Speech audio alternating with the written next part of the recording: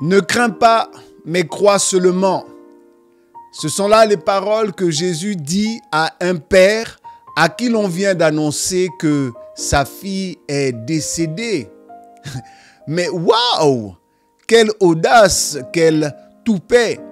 Comment peux-tu dire une pareille chose, Seigneur, à un moment aussi crucial? J'essaie de me mettre à la place de ce père Jairus et je regarde le Seigneur avec des yeux hagards, en train de dire, mais comment peux-tu me dire de croire seulement? De croire seulement en quoi exactement? Lorsque je suis venu te trouver au bord du lac, c'était pour te demander de venir imposer les mains à ma fille qui est à l'agonie afin qu'elle vive. Et c'est ce en quoi j'avais foi, que tu puisses la guérir. Mais maintenant qu'elle est morte, en quoi dois-je croire exactement? Oui, ceux qui viennent annoncer le décès de la fille de Jairus, ce sont les gens de la maison de Jairus qui viennent le voir et lui dire, « Maître, il n'est plus question de déranger le maître parce que ta fille est morte. » Et oui, il y a, vous savez, dans la vie, beaucoup de maîtres capables de solutionner beaucoup de problèmes. Lorsqu'on a des problèmes de couple, il y a des maîtres capables d'arranger les difficultés qu'il y a entre les couples. Les conseillers matrimoniaux sont notamment des maîtres. Ils ont appris, ils sont partis à l'école, des spécialistes. Il y a des maîtres capables de vous aider si vous avez des problèmes de fécondité. Oui, ce sont toute cette famille de docteurs, de spécialistes de la fécondité, de la stérilité aussi, qui peuvent vous orienter et qui peuvent vous donner les bons conseils, qui peuvent vous aider à avoir des enfants si vous faites face à un problème de stérilité. Il y a des maîtres dans beaucoup de domaines capables de beaucoup de choses. Il y a des maîtres capables de vous dire comment arranger votre voiture si vous avez eu un accident ou si vous avez une panne. Oui, ce sont des mécaniciens et des spécialistes des voitures. Il y a des maîtres qui peuvent vous dire comment cultiver votre champ. Ce sont les spécialistes agricoles. Il y a des maîtres capables de vous dire comment monter un projet si vous voulez faire des affaires. Ce sont des spécialistes en montage de projets. Ce sont des grands financiers. Il y a véritablement profusion de maîtres lorsqu'on est confronté à des problèmes. Mais lorsqu'on est confronté à un problème comme la mort d'une personne, est-ce qu'il y a des maîtres capables de cela? C'est pourquoi les gens de la maison de Jairus lui disent, pourquoi importuner le maître?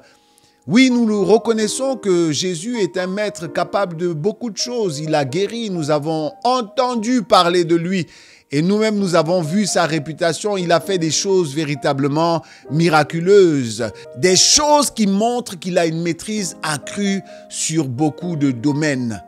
Mais des maîtres capables de ressusciter les morts. Nous n'avons jamais entendu dire qu'il y a des maîtres capables de ressusciter les morts.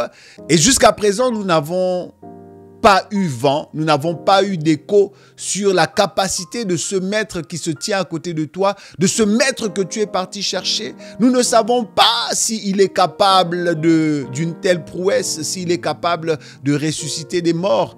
Parce que ta fille est morte, c'est sûr. Nous avons été témoins.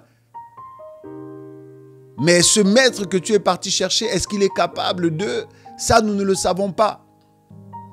Et oui, les maîtres capables de ressusciter sont rares. Ils sont rarissimes. Ils ne sont pas courants. Ce n'est pas un fait courant d'avoir des personnes capables de ressusciter les morts. Je ne sais pas si vous êtes d'accord avec moi. Ce que je sais, c'est que si c'était un fait courant, il y aurait sur la terre beaucoup plus de personnes que 8 milliards d'individus. Oui. Si c'était courant, il y aurait sur la terre des veuves qui auraient refusé de laisser partir leur mari. Si c'était courant, il y aurait sur la terre des orphelins qui auraient refusé de voir partir leurs parents. Si c'était courant, il y aurait sur la terre des pères, des mères qui auraient refusé de voir partir leurs enfants. Si c'était courant, il y aurait d'éminents personnages, soit des figures politiques, des figures économiques, des scientifiques, que le monde n'aurait pas laissé partir. Si c'était courant, cela aurait changé la figure de l'humanité, serait changé la trajectoire du genre humain. Mais des maîtres capables de ressusciter des morts, ça ne court pas les rues. Nous allons regarder cette question en profondeur. Je vous dis bienvenue à vous au culte de transformation de ce dimanche 14 juillet de l'an de grâce 2024. Je suis votre hôte, le pasteur Ske. Après un temps de prière, nous allons rentrer en profondeur dans la méditation de ce jour, dans le prône du jour, et faisons ce qui est juste. Prions. Abba Père, béni sois-tu, nous te rendons toute la gloire. Merci de rendre les temps et les circonstances favorables pour l'édification de ce jour. Nous nous confions à toi, à la guidance de l'Esprit. Nous désirons être conduits. Je prie, Seigneur, afin que ceux qui nous reçoivent soient bénis par ce partage. Je prie qu'une personne qui cherche la foi puisse la trouver. La foi vient de ce que l'on entend. Aussi, je prie que tu donnes dans mes mots, que tu charges mes mots, que tu charges cette parole de foi, afin que quelqu'un puisse la saisir. Tu t'adresses aujourd'hui à des personnes en particulier. Laisse que la gloire te revienne. Merci pour les guérisons. Merci pour les nouveaux horizons. Merci pour ta parole qui va éclairer nos voies. Que toute la gloire te revienne. Ainsi nous avons prié. Dans le nom puissant de Yeshua HaMashiach. Et nous disons Amen. Je nous invite à ouvrir le livre saint. Et nous sommes dans l'évangile selon Marc au chapitre 5. Le passage que je veux lire est assez long. Aussi, je vais lire la partie conclusive de ce chapitre et je suis au verset 35. Comme il parlait encore, survinrent de chez le chef de la synagogue des gens qui dirent « Ta fille est morte, pourquoi importuner davantage le maître ?» Mais Jésus, sans tenir compte de ces paroles, dit au chef de la synagogue, « Ne crains pas, crois seulement. » Et il ne permit à personne de l'accompagner, si ce n'est à Pierre, à Jacques et à Jean, frères de Jacques. Ils arrivèrent à la maison du chef de la synagogue, où Jésus vit une foule bruyante et des gens qui pleuraient et poussaient de grands cris. Il entra et leur dit, « Pourquoi faites-vous du bruit? Et pourquoi pleurez-vous? L'enfant n'est pas morte, mais elle dort. » Et il se moquait de lui. Alors, ayant fait sortir tout le monde, il prit avec lui le père et la mère de l'enfant et ceux qui l'avaient accompagné, et il entra là où était l'enfant. Il la saisit par la main et lui dit, « Talita Kumi » ce qui signifie, « Jeune fille, lève-toi, je te le dis. » Aussitôt la jeune fille se leva et se mit à marcher, car elle avait 12 ans. Et ils furent dans un grand étonnement. Jésus leur adressa de fortes recommandations pour que personne ne sût la chose, et il dit qu'on donnât à manger à la jeune fille. Mais qui est donc cet homme qui a de nombreux serviteurs et devant la maison de qui s'est amassée une grande foule qui pleure et qui gémit et qui crie à l'annonce du décès de sa fille unique? Jairus, selon le récit biblique, est un des principaux chefs de la synagogue de la ville de Capernaum ou bien Capharnaüm. La ville tirerait son nom du prophète Naoum, petit prophète dans la Bible, je pense le 7e petit prophète des livres prophétiques. Et donc Naoum y aurait séjourné. Le nom de cette ville signifie ville du consolateur ou ville de la consolation. C'est une ville qui est connue à l'époque pour son activité commerciale, notamment l'activité de la pêche, et elle est située sur le pourtour du lac Génézareth. Malheureusement, cette ville a donné son nom à une citation ou bien un proverbe, à un adage Soit on dit qu'on est tombé dans la cour du roi Péto, ou alors on dit mais quel Capharnaüm, juste pour désigner un endroit où il y a véritablement beaucoup de désordre. Cette ville abritait donc à l'époque une grande synagogue dont les archéologues ont retrouvé les vestiges. Une synagogue dans laquelle Jaïrus faisait office d'un des principaux chefs. Donc cet homme était une personnalité publique, c'était une autorité, un directeur de conscience, quelqu'un qui était respecté et respectable, une personne influente. Voilà qui est Jaïrus. Et à l'attroupement qu'il y a devant sa maison, au moment de l'annonce du décès de sa fille, l'on sent bien que c'était un homme qui était assurément aimé. Vous n'avez pas du monde qui vient devant votre maison à l'annonce du décès de votre enfant ou bien d'un membre de votre famille si vous n'êtes pas quelqu'un qui est apprécié ou aimé dans la ville. Au contraire, si vous êtes quelqu'un qui est détesté, je peux vous garantir que malgré votre influence, les gens qui vont se déplacer pour venir compatir à votre décès ou bien à votre souffrance, à votre malheur, il n'y aura pas une foule, il n'y aura pas des personnes pour venir pleurer. Mais malgré le statut social de Jaïrus, cet homme va être confronté à une difficulté insoluble. Eh oui, la vie est ainsi faite. Il y a des situations, il y a des problèmes qui surgissent et qui ne tiennent pas compte de notre statut social, des problèmes insolents qui manquent de respect à notre réputation, qui manquent de respect à notre autorité, des problèmes qui arrivent et qui s'imposent, des problèmes qui arrivent et qui dominent, des problèmes face auxquels nous sentons que ce n'est pas qui nous sommes ou bien ce que nous avons qui est en capacité de régler le problème. Non, des problèmes qui viennent et qui appellent un autre niveau de maîtrise. Des problèmes qui surviennent et qui montrent quelque part les limites de notre influence, les limites de notre compétence, les limites de notre assurance, les limites de notre puissance. Des problèmes qui sont de cette nature, qui s'imposent en général au genre humain. Des problèmes qui nous dépassent. Jaïrus est confronté à un problème qui dépasse sa théologie. J'essaye d'imaginer cet homme qui est un conducteur de conscience. Cet homme qui explique aux personnes, à ses auditeurs, lorsque ces auditeurs sont en face d'un problème difficile, qui leur explique la voie de Dieu.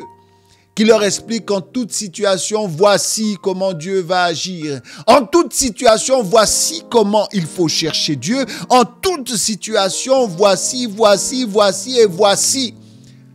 Mais voici que Jaïrus est aussi confronté à un de ces voici. Jaïrus est quelqu'un qui pourtant aide les autres à trouver une solution, à trouver une voie face à un problème, face à une difficulté. Mais voici Jaïrus, confronté à une situation qui lui demande d'aller trouver une solution en dehors des sentiers battus, en dehors de tout ce qu'il sait, en dehors de tout ce qu'il sait faire, en dehors de tout ce qu'il connaît. Que faites-vous quand votre fille, unique enfant, est malade, agonisante, et que après avoir prié, après avoir fait ce que vous savez faire, vous vous retrouvez à devoir chercher une solution au-delà de ce que vous savez faire. Jaïrus décide donc, après avoir entendu parler de Jésus et après l'avoir vu, parce qu'il y a des miracles que Jésus a fait à Capernaum, dans la synagogue où Jaïrus est l'un des principaux chefs. Je vois notamment l'homme à la main sèche qui a retrouvé tout de suite l'usage de sa main. Je vois aussi ce tétraplégique qui a été introduit dans la maison de Jésus à Capernaum depuis le toit et à qui Jésus a dit lève-toi, tes péchés te sont pardonnés, lève-toi, prends ton lit et rentre à la maison. Et cela s'est accompli. Jairus a dû être témoin d'un certain nombre de faits et gestes de Jésus-Christ qui l'ont poussé à aller chercher auprès de lui la solution. Et lorsqu'il arrive au bord du lac de Génézareth, il y a une foule nombreuse amassée. Et là, Jairus attend juste que Jésus descende de la barque. Ce que j'aime avec l'évangile selon Marc, et qui est quelque part aussi un trait synoptique, c'est-à-dire que c'est une histoire qui est racontée exactement telle que Marc l'a racontée dans l'évangile selon Luc. Les faits se sont déroulés de manière chronologique comme ceci. Il y a la veille, ou bien 2 jours avant, Jésus-Christ qui dit à ses disciples de traverser, d'aller de l'autre bord du lac de Génézareth.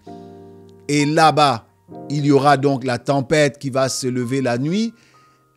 Une fois qu'ils arrivent de l'autre côté du lac, il y aura ce fou de Gadara qui va être délivré.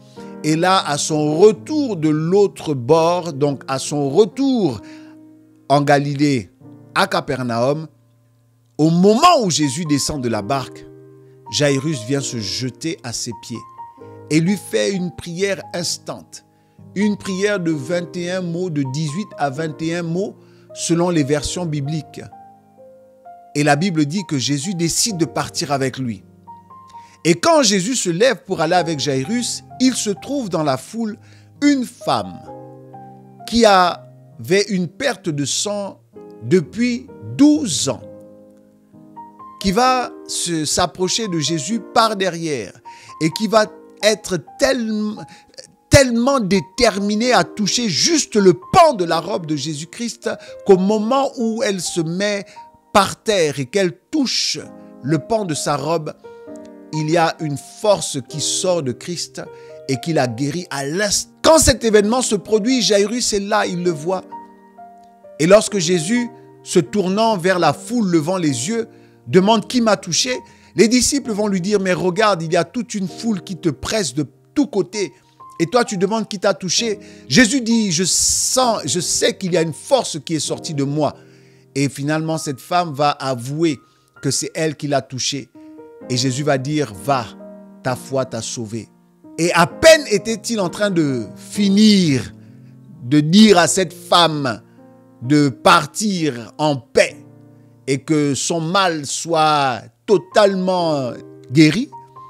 Voici donc les gens de la maison de Jairus qui approchent et qui annoncent à Jairus qu'il n'est plus question de déranger Jésus-Christ, le Maître, parce que la fille vient de mourir. Alors il y a de nombreux thèmes de prédication, de prône que l'on peut dégager avec cette histoire de la femme à la perte de sang, et ça a été le cas. Il y a de nombreuses prédications sous le soleil qui parlent de cette femme.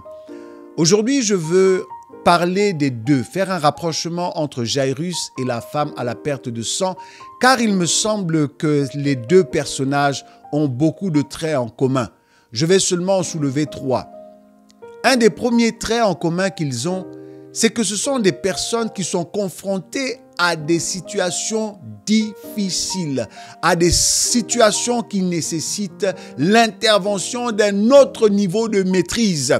Et oui, cette femme a été confrontée à une situation que ni l'argent, parce que la Bible déclare que c'était une femme qui avait de l'argent. Elle avait un sérieux pactole.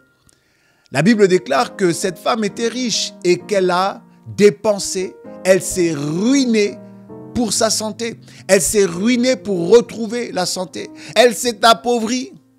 Elle a perdu toute sa fortune. Elle est partie voir tous les spécialistes, tous ceux dont on disait qu'ils avaient la solution, tous les maîtres qui avaient la solution à son problème, elle les a tous consultés. Elle est partie, je suis convaincu, dans toute la Judée, dans toute la Palestine. Chaque fois qu'on lui disait, écoute, ici, il y a un professeur en médecine, un spécialiste en cancérologie ou oncologie, il y a ici un spécialiste en question de santé féminine, il y a ici et il y a ici et là. Elle a vidé sa fortune. Le Seigneur parle à une personne qui peut se reconnaître en cette femme.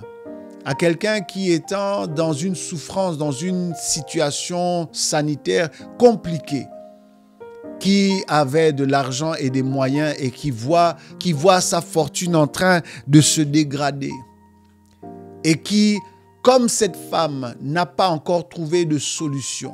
La Bible déclare que sa situation à cette dame est allée en s'empirant.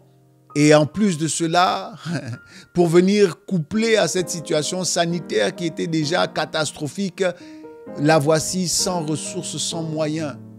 Une situation que l'argent ne peut pas régler, une situation que les nombreux spécialistes et médecins ne peuvent pas régler. Tous ces maîtres-là ne pouvaient pas aider cette femme.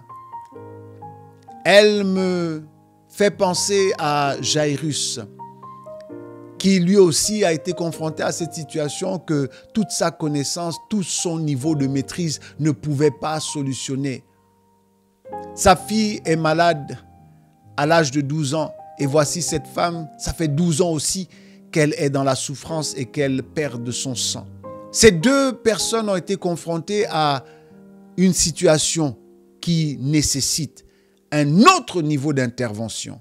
Le deuxième point qu'ils ont en commun, c'est que les deux sont des refuseurs de lâcher. Je ne sais pas comment dire ça. Ce sont deux personnes qui n'abdiquent pas. Deux personnes qui n'abandonnent pas. Deux personnes qui, malgré des situations difficiles, refusent d'abandonner, refusent d'abdiquer.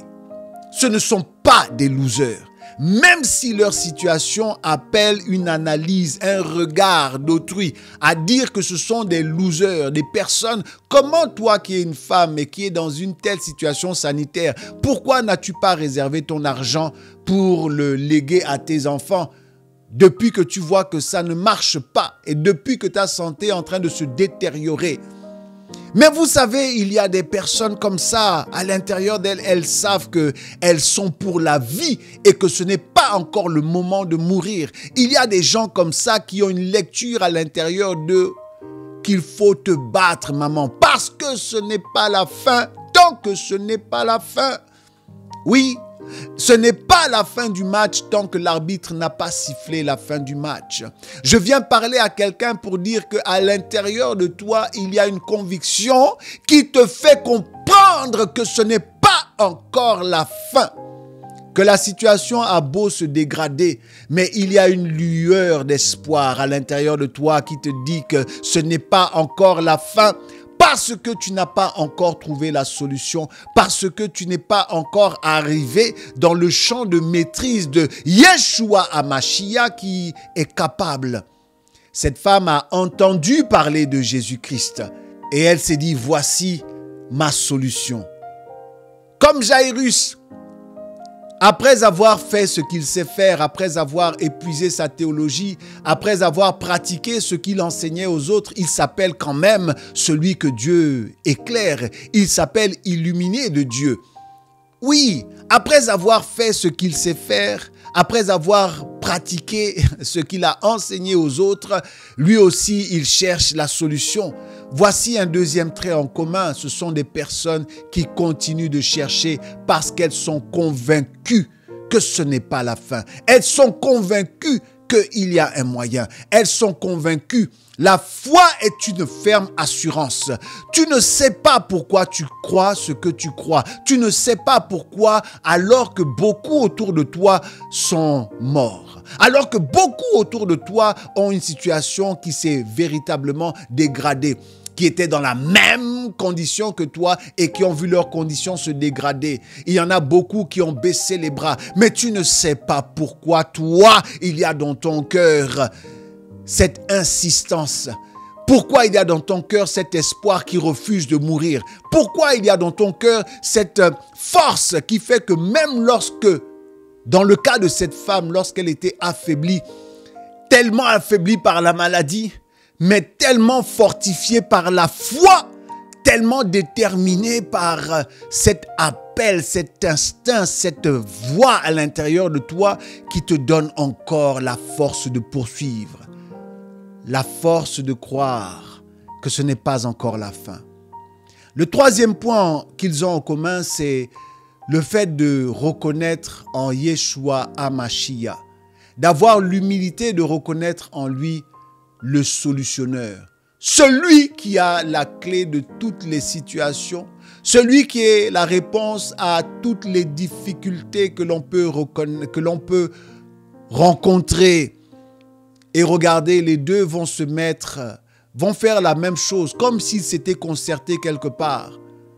Est-ce que c'est la femme qui a vu Jairus se mettre à genoux en premier et qui a décidé de copier la foi de Jairus? Mais les deux ont compris que, en se jetant aux pieds du maître, ils allaient reconnaître quelque part les limites de leurs compétences. Ils allaient reconnaître les limites de leur puissance. Se jeter aux pieds d'une personne, c'est très symbolique et cela signifie en vérité que cette situation, je le reconnais, m'a vaincu. Et je viens me jeter à tes pieds. Je viens prendre toute cette charge et je la mets à tes pieds. Et oui, je reconnais que par mes propres moyens, je n'y arrive pas. Je reconnais que par ma propre connaissance, ma propre compétence, ma propre puissance, ma propre expérience, je n'y arrive pas. J'ai beau faire tout ce que je sais faire. J'ai beau prier, j'ai beau aller voir tous les spécialistes. J'ai dépensé toute ma fortune et je n'y arrive pas. J'ai fait tout ce que j'étais en capacité de faire et je n'y arrive pas. Et je me jette à tes pieds. Cette histoire de se mettre aux pieds de Christ, je vois que l'Esprit de Dieu ramène cela avec insistance. Et en cette période, en ces temps où l'Esprit de Dieu insiste, que nous ayons des oreilles pour comprendre qu'il est temps pour nous de nous jeter sérieusement aux pieds de Christ. Nous et toutes les situations qui s'imposent à nous. Toutes les situations qui s'imposent à nous, prenons-les et jetons-nous ensemble aux pieds du Maître. Ainsi, le Seigneur veut parler aujourd'hui à quelqu'un qui se reconnaît et qui s'identifie à Jairus. Il veut parler à une autorité. Un des traits caractéristiques de l'autorité, de celui qui est élevé en dignité, c'est le fait de pouvoir observer. Jairus ne s'est pas tourné tout de suite vers le Seigneur Yeshua HaMashiach pour le reconnaître comme étant un maître au-dessus de sa maîtrise à lui, pour le reconnaître comme étant compétent au-dessus de sa compétence. Non, il ne s'est pas jeté tout de suite. Il a pris le temps d'observer. Je parle à un homme, à une femme qui est élevée en dignité et qui, après avoir observé, après avoir entendu parler de ce Yeshua HaMashiach, qui a vu des choses et entendu des choses le concernant, qui a été témoin de choses le concernant, qui a vu autour de lui des personnes être guéries miraculeusement, qui a vu autour de lui des personnes dont la situation était désespérée, mais qui, à cause de la foi au nom de Jésus, le Seigneur veut parler à quelqu'un qui se reconnaît dans cette autorité, dans cette figure d'autorité qu'incarne Jairus. Le Seigneur dit que tu peux te tourner vers lui comme Jairus l'a fait. Et combien même la situation se détériorerait, le Seigneur dit, ne crains pas, mais crois seulement. Jairus nous montre une voie qui pour lui a été une voie salutaire, une voie qu'il n'a pas regrettée, une démarche qu'il n'a pas regrettée. Il n'a pas regretté d'aller se jeter aux pieds de cet inconnu, de se jeter aux pieds de ce Dieu qui n'est pas le Dieu qu'il adore, qui n'est pas le Dieu qu'il confesse dans la synagogue, Ce n'est pas en son nom qu'il enseigne dans la synagogue, mais il a accepté de jeter sa couronne, jeter son autorité aux pieds de Jésus-Christ publiquement. Il n'a pas regretté de l'écouter. Et malgré la douleur, l'annonce dure du décès de sa fille, il a quand même cru. Et en définitive, il n'a pas regretté d'avoir cheminé. Et cette histoire a été écrite pour nous, afin que tout orgueil mis de côté, nous puissions répondre à l'appel de notre propre cœur qui nous oriente vers Christ. Dieu a plusieurs manières de nous attirer à lui. Le Seigneur parle aujourd'hui à des femmes ou à des personnes qui se reconnaissent en cette femme. Il y a le pan d'une robe qui doit être touché. Il y a une personne, un maître qui doit être approché. Il y a des pieds auprès desquels je dois me jeter. Je prie, Abba Père, que personne ne résiste à l'appel de son propre cœur à se tourner vers toi. Que celui qui entend prenne garde. Je prie, Père, que ce soit d'une manière convaincue et déterminée, comme cet homme Jairus et comme cette femme, mais que toute personne qui se retrouve dans des situations comparables puisse se tourner vers toi. Père, je veux juste être le facilitateur, celui qui délivre ta parole, celui qui parle de tes bienfaits, celui qui rend témoignage. Merci, Père, pour les guérisons. Merci pour les situations délicates, impossibles que tu renverses. Merci pour le cours de l'histoire que tu changes dans la vie de quelqu'un en ce jour. Que la gloire te revienne au nom de Yeshua HaMashiach. Nous vous disons merci d'avoir été avec nous. Le challenge pour atteindre les 100 abonnés sur la chaîne YouTube est encore ouvert. Merci de soutenir l'œuvre par les prières, par les dons. Merci de partager, merci de liker et merci de continuer à nous suivre. Assurément, nous allons quelque part parce que nous suivons Dieu. Que cette semaine vous soit en pleine bénédiction. Nous nous disons à la semaine prochaine pour découvrir un autre personnage à la gloire de Jésus-Christ. Amen.